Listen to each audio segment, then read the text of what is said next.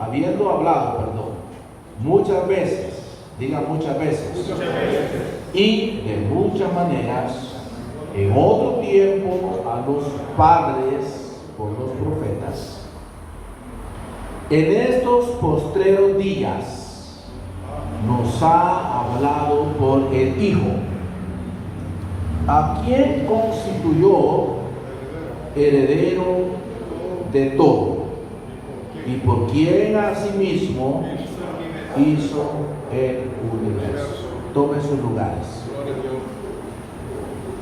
Quisiera, hermanos, un momento que estudiemos acerca de este tema: Jesucristo, la revelación final y completa de Dios.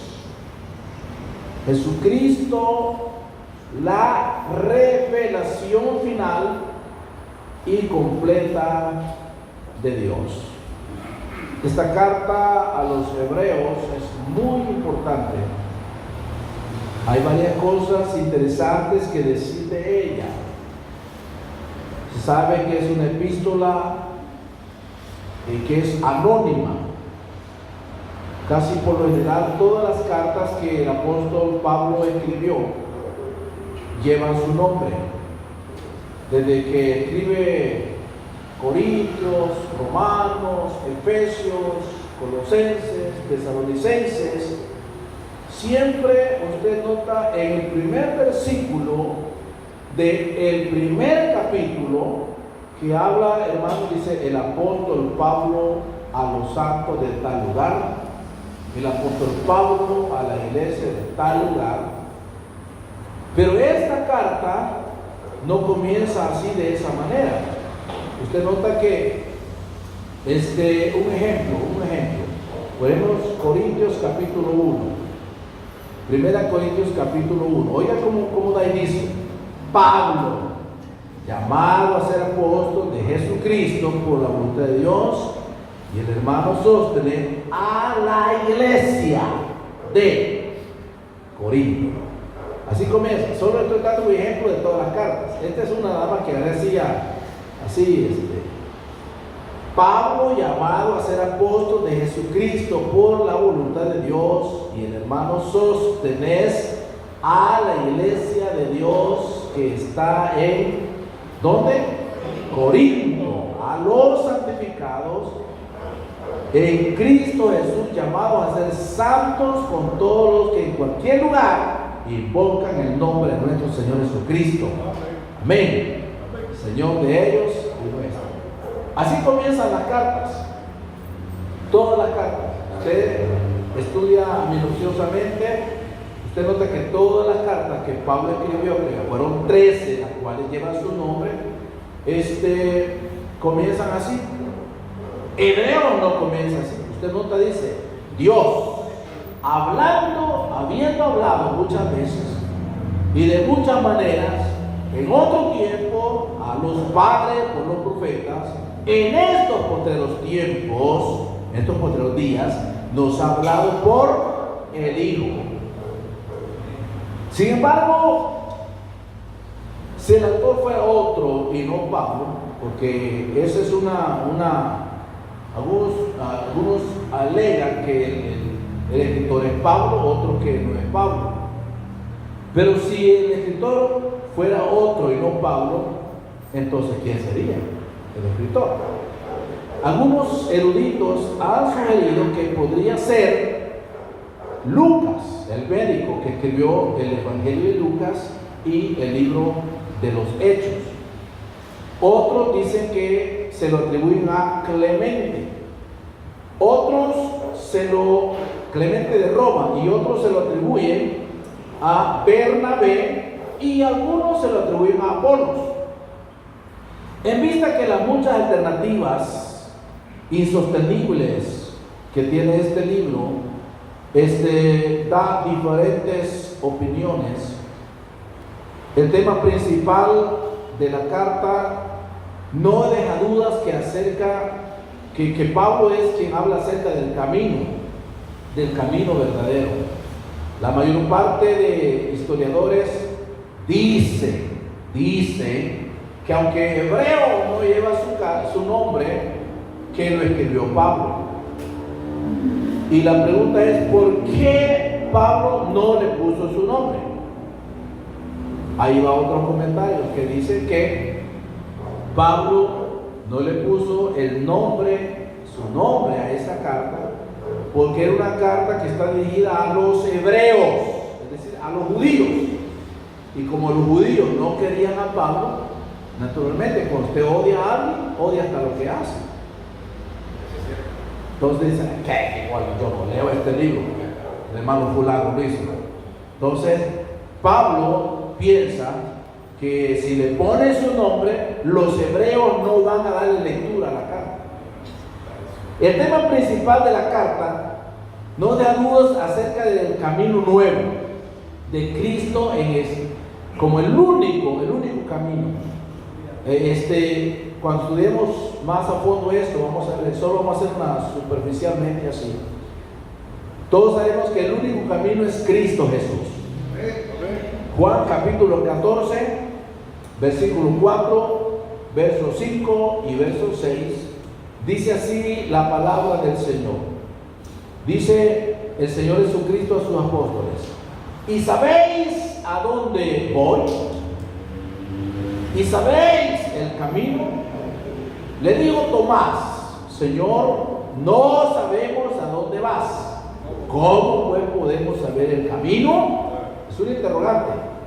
Jesús le dijo: yo soy el camino y la verdad y la vida.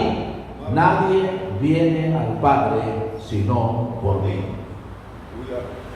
Fallar, hermanos, o cambiar la lección de que Jesucristo es el camino, sería como una apostasía. La palabra apostasía está en la Biblia. ¿Y qué es apostasía?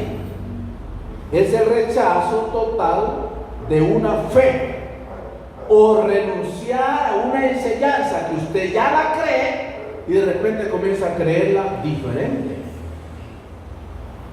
Por ejemplo, todos sabemos que el único bautismo para salvación en agua es en el nombre del Señor Jesucristo, para que Dios perdone los pecados.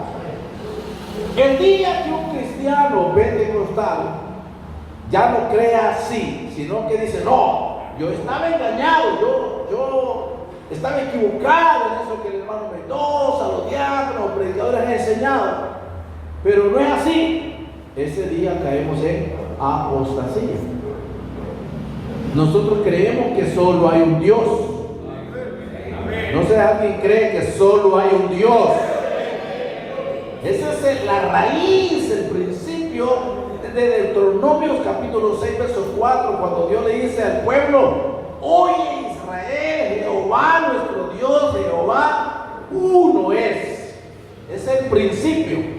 El día que nosotros creyéramos que son más de un Dios, caemos en apostasía. Ni una de estas palabras están textualmente en la Biblia. Son las palabras que textualmente no están en la Biblia. Sería como, vamos a ver una: santísima, para los que creen en la Santísima Trinidad. Santísima, la Santísima Trinidad no existe en la Biblia, pero sí dice el Santo de Israel, que es el Señor Jesucristo. Dios no es santísima, pero es el Santo de Israel. Tampoco es Trinidad, pero la Biblia dice que Dios es uno y uno es su nombre. Ese es el principio de los judíos. 6:4 ya lo hemos citado, dice: oye Israel, Jehová nuestro Dios, Jehová uno es. 4:39 del Deuteronomio, ese versículo a mí me impacta mi vida, porque Dios le dice al pueblo: a Israel. Ese versículo usted se lo debe de aprender, hermano, en su casa. Estúdielo, véalo, analícelo. Dice Dios en ese versículo 39 del capítulo 4 de Deuteronomios: aprende pues hoy, aprende. Número 1, aprende. Esto es aprendido, hermano. Luego dice: reflexiona en tu corazón que Jehová es Dios arriba en el cielo y abajo en la tierra, y no hay otro. Ahora mire la razón. Todo versículo que se escribe en la Biblia tiene una razón. Cuando usted lee Hechos 2:38, ¿por qué dijo Pedro Hechos 2:38? Hay una razón. ¿Cuál fue la razón? Una gran pregunta que le hicieron. Varones, hermanos, ¿qué haremos? Y Pedro les dijo, y ahí va, todo tiene una razón. Sale un pensamiento ahí en el teléfono, dice: todo sucede por una razón. Pero ¿por qué razón se dijo este versículo? ¿Cuál era la razón de decir Deuteronomio 4:39? Aprende pues hoy. Simple y sencillamente porque Israel venía, ¿de dónde? De Egipto. Como cuando nosotros decimos: yo vengo de la católica, yo vengo de la Trinidad. Simple y sencillamente venían de Egipto. Y en Egipto creían en muchos dioses, eran politeístas. Entonces cuando uno viene de allá, trae las cosas en la mente. Aún yo sé que hay creyentes que pueden ser hasta bautizados en el nombre de Jesús y todavía dudan. Ya se bautizaron y tienen dudas. Se bautizaron en el nombre de Jesucristo y todavía piensan: serán 3 o 2 o 1. Entonces, porque hermano, lo que uno aprende en todo el resto de la vida se penetra tanto en la mente. Los judíos venían de creer en varios dioses, y ahora cuando ellos sirven a Dios en el desierto, tienen que aprender que solamente hay un Dios y no 2 ni 3. Tienen que reflexionar en su corazón. En Deuteronomios 32, 39 a 40 dice: ven ahora, dice el Señor, que yo soy. No hay dioses conmigo. Yo hago morir, yo hago vivir, yo hiero y yo sano. Y no hay quien pueda librar de mi mano, porque yo alzaré a los cielos mi mano y diré: vivo yo para siempre. Oiga esa palabra, Deuteronomios 4, 32, 39 a 40. Dice Dios: vivo yo para siempre. Repitamos eso: vivo yo para siempre. Eso lo dijo el Señor: vivo yo para siempre. Y en Apocalipsis capítulo 1, versos 17 al 18, miren lo que dijo el Señor Jesucristo. ¿Quién es el que vive para siempre? Jesucristo. Eso es. Gracias, hermano. No por gusto de esposa de diablo. La tiene bien enseñada, hermano tuyo. Cuando le vi, caí como muerto a sus pies. Y él puso su diestra sobre mí, diciéndome: no temas, yo soy el primero y el último, y el que vivo, y estuve muerto, mas he aquí que vivo por los siglos de los siglos. Amén. Y tengo las llaves de la muerte y del Hades. Es decir, Jesucristo vive para siempre, porque Jesucristo es la revelación final y completa de Dios. Hoy llegamos al tema. Comienza diciendo Dios, habiendo hablado muchas veces. Quiere decir que Dios habló muchas veces. La revelación de Dios a la humanidad ha sido progresiva, según la necesidad y de acuerdo a su sabia providencia. Dios se ha movido de diferentes maneras. Usted notará que le habló a Abraham, le habló a Moisés,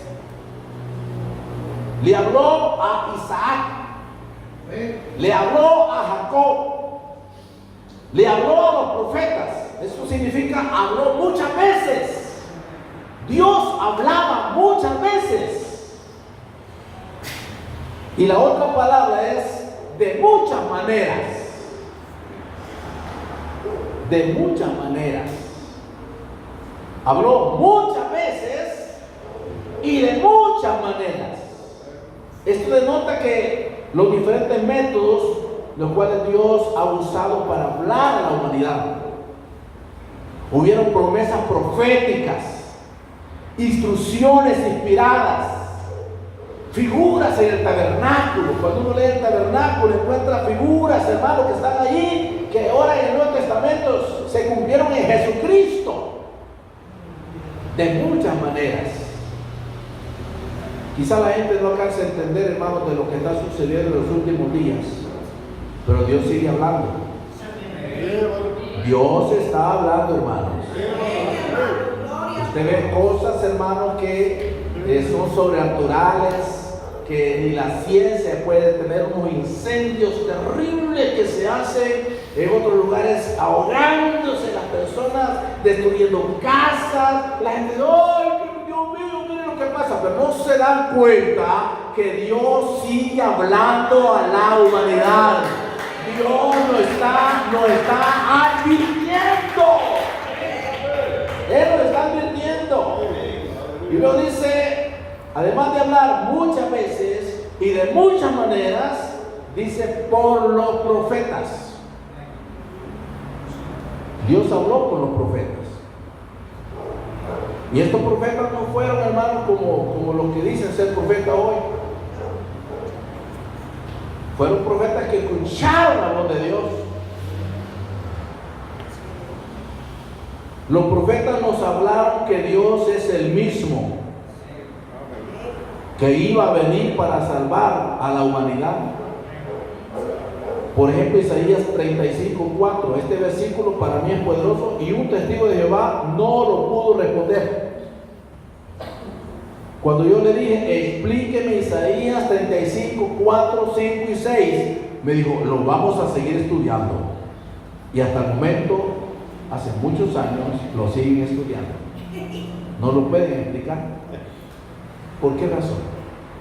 Porque el profeta dice esto: decid a los de corazón apocado, esforzados, no temáis, he aquí vuestro Dios viene. ¿Quién es el que viene? Cuando nuestros hermanos cantan, ¿y quién es el que viene? Cristo es el que viene. Nuestro Dios viene, hermanos. Nuestro Dios viene con retribución y con pago. Dios mismo vendrá y os salvará. No es que allá en el Antiguo Testamento vino un Dios a salvar y en el Nuevo Testamento vino otro Dios. Dios es único y uno. Y uno es su nombre. Dios mismo vendrá y os salvará. Y cuando ese Dios venga, ¿qué iba a suceder? Entonces los ojos de los ciegos serán abiertos, los oídos de los sordos se abrirán. Entonces el cojo saltará como un ciervo y cantará la lengua del mudo, porque aguas serán cavadas en el desierto y torrentes en la soledad. ¿Cuándo sucedió eso? Cuando Cristo Jesús vino a la tierra. Los mudos hablaron, los sordos escucharon, los leprosos fueron limpiados, los paralíticos saltaban y a los pobres se les fue anunciado el evangelio. Quiere decir que Dios habló por los profetas. En el Nuevo Testamento dice que los profetas hablaron de Jesús. El doctor Lucas, que era un médico en calidad, dice que el Antiguo Testamento habló de Jesús. Lucas 24:25. Ese texto debe aparecer en la pantalla. Está interesante. Lucas 24:25, 26 y 27. Dice así la palabra. Entonces él les dijo: ¿quién? Jesucristo. Hoy es sensato citar de corazón para creer todo lo que los profetas han dicho. ¿No era necesario que Cristo padeciese estas cosas y que entrara en su gloria. Y comenzando ¿de dónde? ¿Desde dónde? Desde Moisés. ¿A dónde citó Moisés? En el Antiguo Testamento. Y siguiendo por todos, ¿quiénes? Por todos los profetas. Les declaraba en todas las escrituras lo que de Él, Jesucristo es Dios. Amén. Lo que de Él decía. Verso 44, dice así el Señor: y les digo, estas son las palabras que os hablé estando aún en vosotros, que era necesario que se cumpliese todo lo que está escrito de mí. ¿A dónde? ¿A dónde? En la ley de Moisés, en los profetas y en los salmos. Wow, esto significa que Jesucristo habló muchas veces, de muchas maneras, y habló con los profetas. Y lo más tremendo que el versículo 2 termina diciendo: en estos postreros días nos ha hablado por quién. En verso 2, en estos postreros días nos ha hablado por el Hijo. Amén. La palabra Jesucristo, hermanos, es la palabra hablada hecha carne. La Biblia dice en Salmo 33, 6, 7, 8 y 9: la palabra de Dios creó al mundo, por la palabra fueron hechos los cielos y la tierra. La palabra escrita ofrece una mirada a la justicia, sabiduría, poder y majestad de la misma gloria del Señor. Pero ahora el Verbo fue hecho carne. En el principio era Él, y el Verbo era con, y el Verbo era, y aquel Verbo fue hecho y habitó entre. ¡Wow! Esa es palabra de Dios. El Verbo fue hecho carne. Juan 1:1, qué porción. En el principio era el Verbo, y el Verbo era con Dios, y el Verbo era Dios. Y 14, y aquel Verbo fue hecho carne, el Hijo, y habitó entre nosotros. Es decir, que Jesucristo es la palabra hecha carne. En Él habita toda la plenitud de la deidad, y nosotros, los que creemos en Jesús, estamos completos en Él, que es la cabeza de todo principado y potestad. Esto significa que solo a través de Jesucristo tenemos la esperanza gloriosa. Termino con Colosenses 2, 9 y 10. Vamos a leerlo aquí en la pantalla. Porque en Él, ¿quién es Él? Jesucristo. En Él habita corporalmente toda la plenitud de la deidad. La versión antigua dice divinidad. Verso 10. Y vosotros estáis completos en Él, que es la cabeza de todo principado y potestad. ¿Quién se siente completo con Jesús? Amén. Es que teniendo a Jesús lo tenemos todo.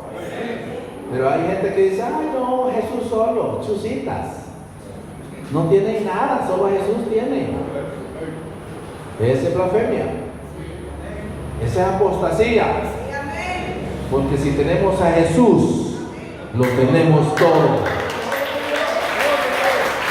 Amén. Vamos a ponernos en pie. Vamos a ponernos en pie.